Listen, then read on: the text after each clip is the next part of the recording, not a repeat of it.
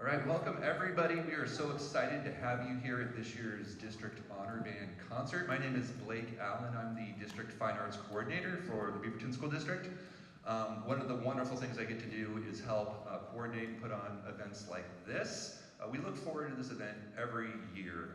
We get to work with some of our most dedicated middle school, 8th grade, and high school band students who aren't only just amazing musicians, they are really amazing people. We've just been so impressed with their tenacity, their patience. These were 2 really long days of just playing and making music, but also we were just really impressed with the hard work. They were long days, but really pretty amazing. Up here on the stage, we have our 8th grade honor band, and the middle school group is always the group that I'm just in awe of because the transformation that you hear in just 48 hours of rehearsing. It sounds like a different band on the stage than our first day, and what they're able to do when you get some of the best players at each of our schools together. Another really wonderful part about this event is we bring in some world-class teachers and conductors to work with our students. For 8th grade, we had Kevin Egan, who's currently, for the last 17 years, the high school director at Westland High School. He's been teaching for, I think, 40 years of his career. It just brings a really wonderful, positive energy, really inspiring to work with the kids. Another reason we do this event, too, is we really hope to inspire the kids to continue on. If you're in 8th grade, we really hope this inspires students to stick with it in high school. The more music you play, the better you get, the more fun it is, and the more opportunities you have. If you're a high school student, we really hope that you, as you graduate high school, think about ways to, even if you're not continuing on with music as a career, that it's something that you keep with you, whether you find community groups or college groups to play in, or if it's just something that you continue to appreciate afterwards, that it's that lifelong appreciation in musicianship.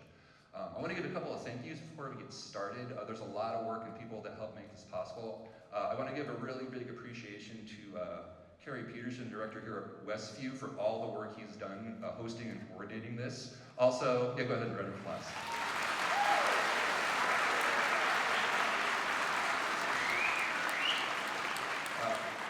And also just all of our district band directors. If you're a band teacher here in Beaverton, can you stand up and give them a round of applause too? Thank you.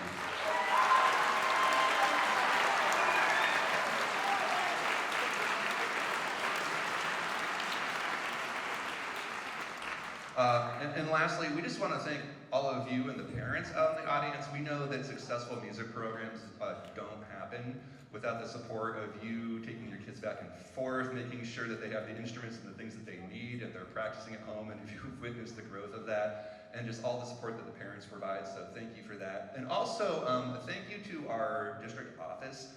They fully fund this event every year to make sure it's accessible to every student. There's a lot of districts where you have to pay a fee for this, or there's fundraising involved, and they get the kids here, they make sure the directors can be here, and they feed the kids. And so just a big thank you to our district office for sponsoring this event.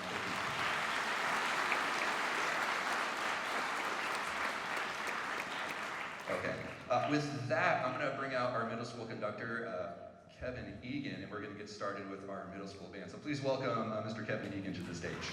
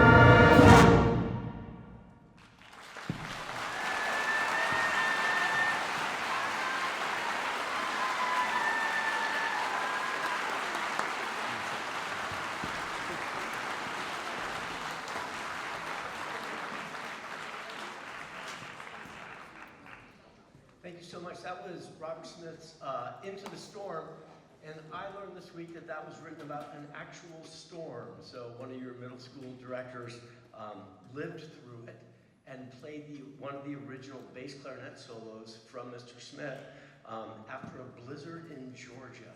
So apparently the weather has been weird for many years. Who knew? So this next song is a wonderful setting of an old Scottish tale, or an old Scottish melody, pardon me, from Loch, Lomond, right? But there's some really wonderful moments in it that you might want to try to listen to. So for example, after the woodwinds come in on the initial melody of you take the high road and I'll take the low road, Mr. Hall brings the trumpets in on a beautiful little counter melody of, oh, from Oh Danny Boy, the pipes are calling, please come home again. So he tries to weave in all these like different cultures that are bringing everybody home again. So hope you enjoy JaRod Hall's Loch Lomond.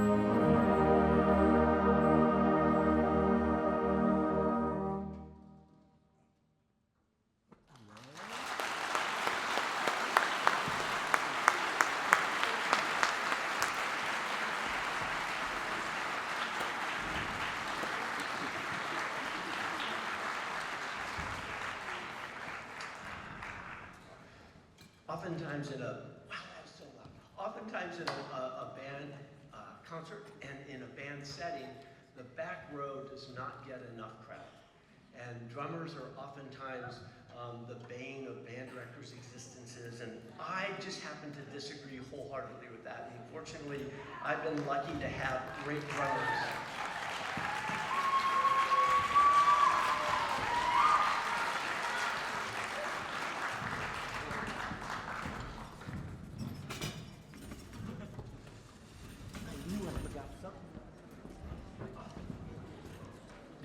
So, when I talked to Mr. Allen, we played that last song. I said, boy, that's so beautiful for the winds, but the drums don't really have tons to do. How about we give them something fun to do and let them show off a little bit? So, and I can't thank him enough for being open to the idea. I had nothing to do with this. And it's really important that you know that the kids put this all together, and Jeremy helped them. He's walking away without taking any credit, so please give him a big round of applause.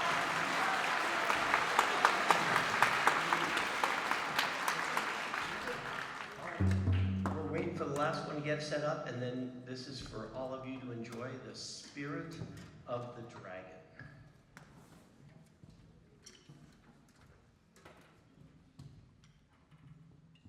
All right, everybody set up? 1, 2, 1, 2, 3, 4.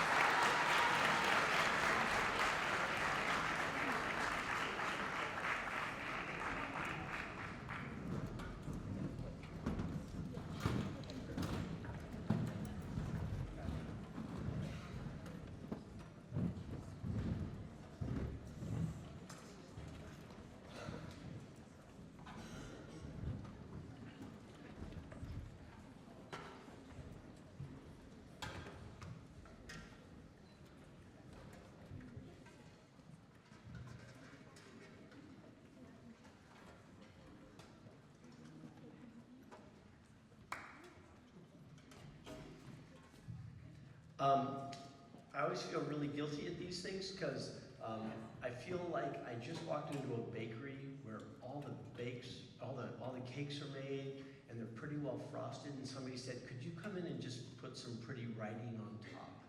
You know, I've been a high school band director now for 40 years, and I learned a long time ago that a high school band director is 100% indebted and filled with gratitude for the hard work and the energy that all the middle school directors put into it.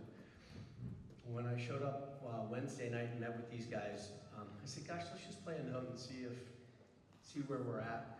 And it was such a beautiful sound. I thought, oh, okay. I have nothing to teach you.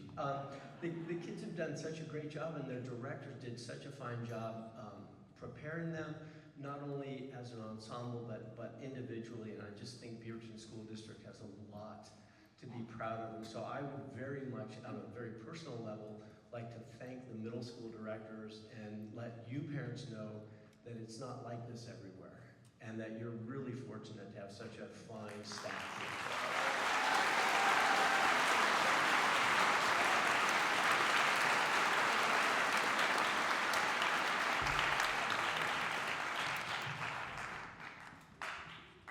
Promise the last thing. One, I talked to the kids today about music is the most important thing they can do. And I really believe that, and I've spent my life believing that. And I think in today's increasingly technocratic world, music is one of the few things that brings us together as humans and frankly makes us more human as individuals. So this is me on my pulpit saying, you will not let them not have music in their life. Make sure they have music in their life. Make sure they continue. And again, while they've had a great middle school experience, I think the high school programs here at Beaverton are strong and are rich and robust, and they would be very wise to continue their education in music while they're doing other pursuits. This is me encouraging all of you. When the counselor says, yeah, we can't fit that in, go to the counselor and say, yeah, we can, and we're going to. So I told them that I look forward to seeing them a couple of years when their high school bands are going to different contests and different places around the state.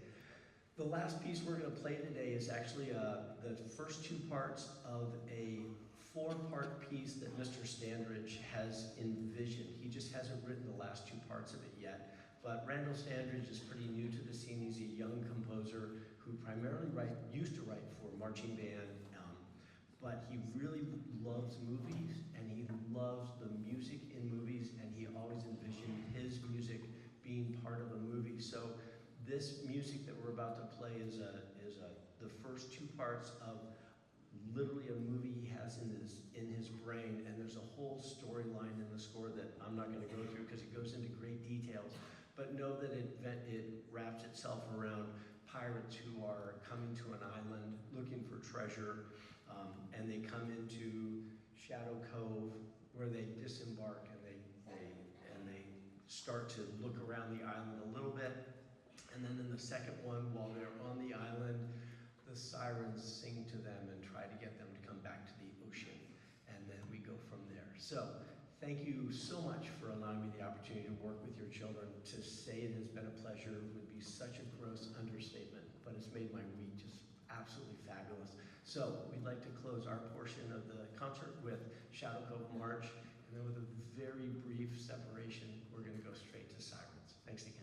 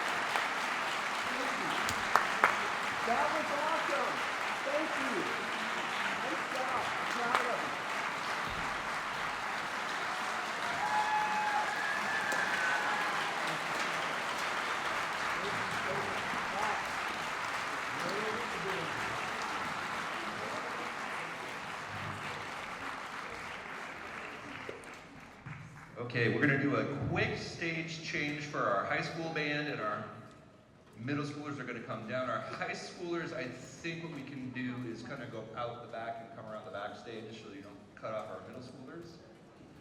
There we go. And then we'll have our directors up here and quickly switch the stage and hopefully be ready in about 5 minutes. Thank you.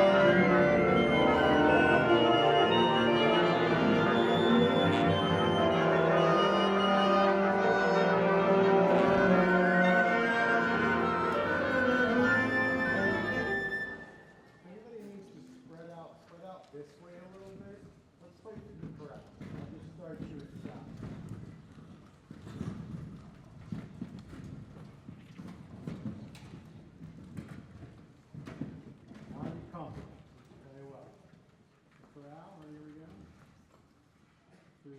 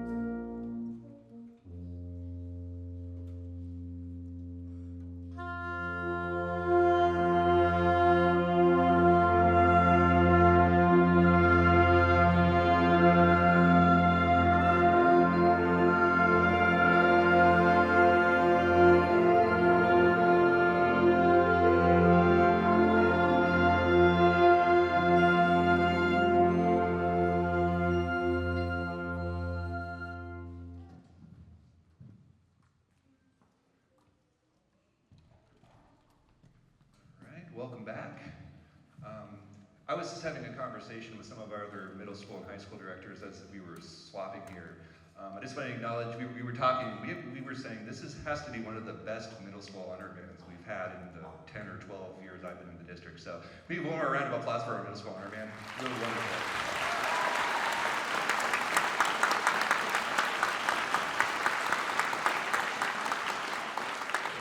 On the stage, we have our high school honor band made up from students from our 6 comprehensive high schools and ISB. We are really fortunate this year to have Ed Protzman as our guest conductor. Ed is somewhat newish to the Oregon scene. He's been the director of bands at Portland State University for the last couple of years, and it's been really exciting to see not only the amazing things he's done with the ensembles there, but he's really done a lot just for music education in general in our area, and really has made Portland State sort of a hub for band and music education in the area. He puts on different events. He runs an honors group, a sort of a clinic-based festival, so he's always available to come out to schools and clinics. So he's just been a really wonderful presence to music in Oregon, and we're really thankful to have him here. The high school band is sounding amazing. We can't wait for you to hear them. And please help me welcome Ed Protzman to the stage.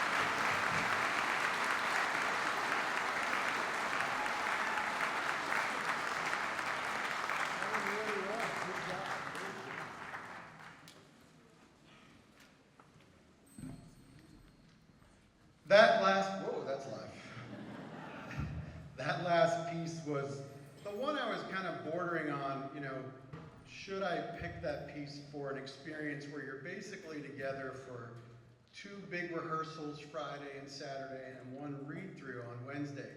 And not because it's a super technically difficult piece, but there's just a lot of artistic nuance to that piece that's really challenging. And so I'm so impressed by how well these students learn to perform that in such a short period of time.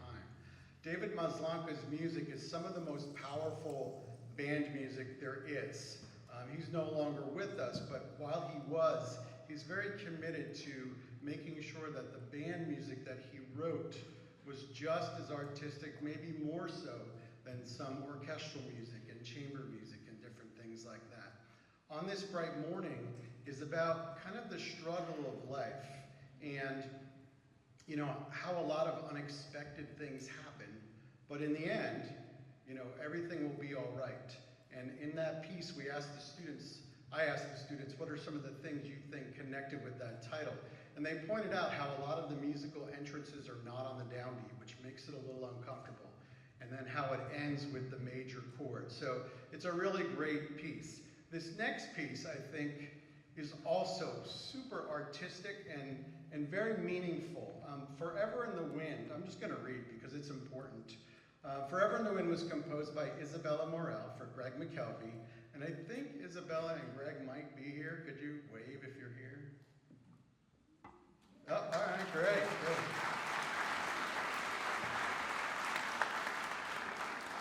And the Battleground High School Band in Battleground, Washington. The piece is written in memory of Sienna Rose Morrison, a Battleground High School student who passed away on June 15th, 2023, at the age of 17. Sienna was an active leader in both the school's concert bands and jazz bands. She was a percussionist and is described as an incredibly phenomenal jazz drummer. But her legacy reaches far beyond music. Although she was more quiet and shy in her early years, she grew up to be passionate and driven, and she cared for her friends and family with all that she had in her. She was also an accomplished artist and poet, and was a dearly loved student, sister, daughter, and friend. And the piece is meant to show, you know, the struggles of losing someone and remorse, but just the brightness of a life and a presence. And it's based on a poem written by Sienna, and I'm gonna read it. It's a little bit of a emotional moment, but I think it's important that her words are heard when we play this piece. As the soft tear trickled down my face, I remembered she said, I will always be there. When the wind blows, I felt a soft breeze and the tear floated off my face. And that's I'm in the Wind by Sienna Rose Morrison. We hope you enjoy this piece and could hear the musical contrast and meaning that's in it. And it's kind of the essence of what music is. It's powerful communication.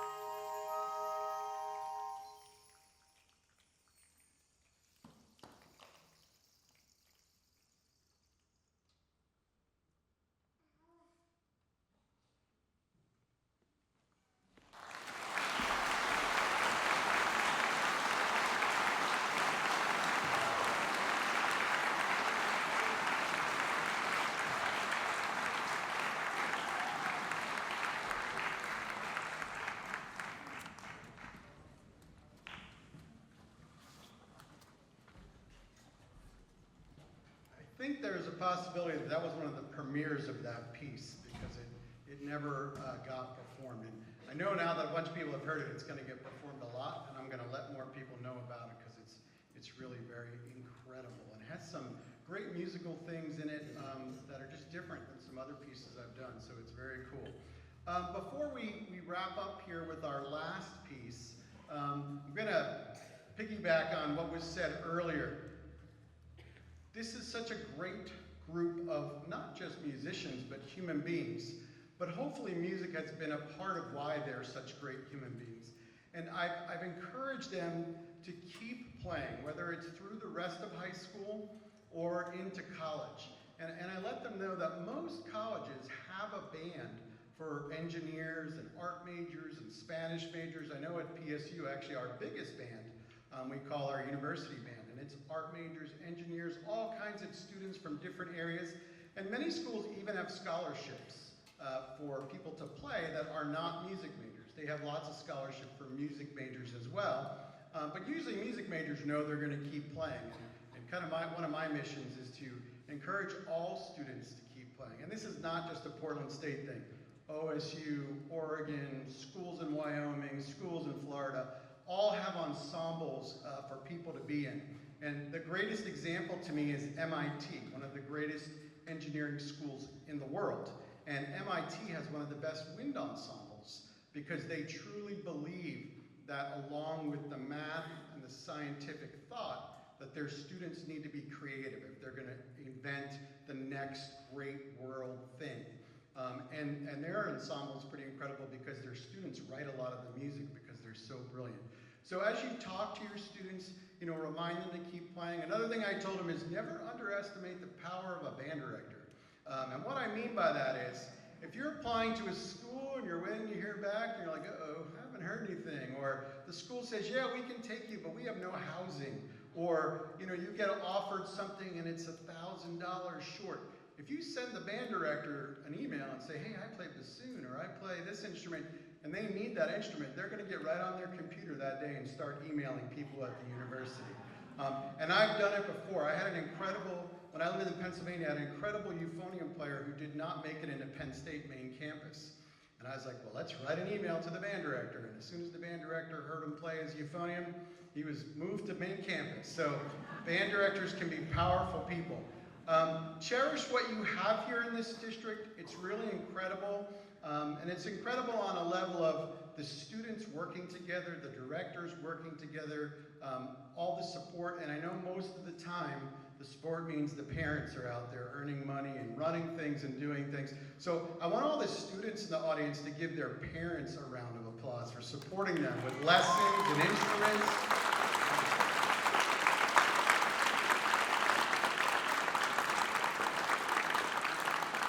So this has been a great experience, and I told them after spending this much time with them and seeing how they work, if they need an extra person to put down a recommendation for a job or for anything, they can use my name. My email's on the website at PSU because they are fantastic people and hard workers.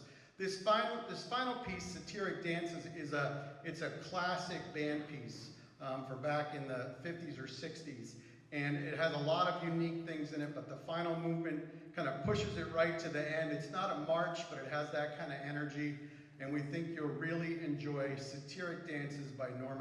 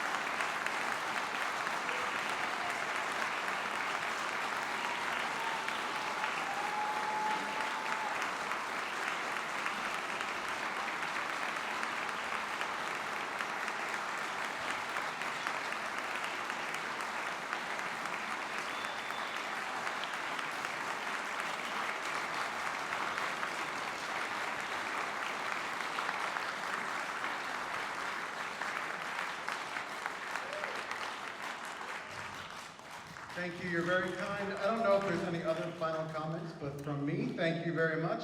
This was an incredible experience. You have great students, and hopefully we'll see you again in the future. Thank you.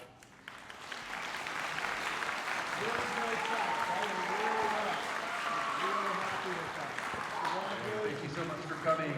We are going to let our students carefully take their instruments and put them away just across the hall here in the choir room. And then you can reconnect with your family and your parents just out in front of the auditorium here in the hallway. Thank you so much.